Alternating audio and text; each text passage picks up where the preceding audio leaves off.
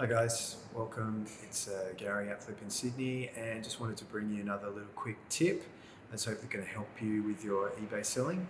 So this is a little hack, I guess. It's something that I see a lot of, like in listings.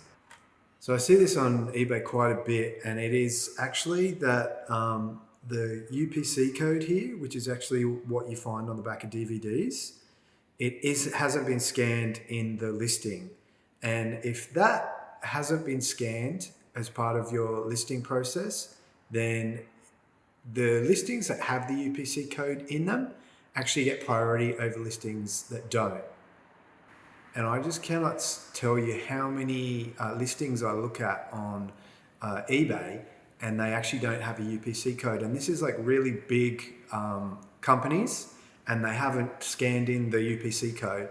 And as a smaller seller, all you need to do then to get priority over those listings is just to scan this code in and make sure that that code is in your listing. So you will actually get priority over listings that don't have that UPC code.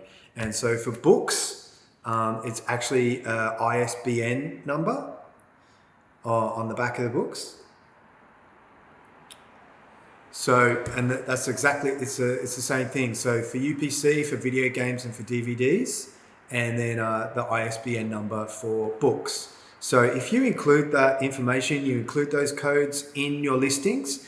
And so if you're uploading using the app, you can just scan that code with the app, and then that will be placed into your listing. That's just one small way that you can actually jump ahead of other listings that don't have that information. So that's just another quick tip. I'm doing a series on just quick tips and tricks for eBay. So please do like and subscribe, and look forward to another video soon.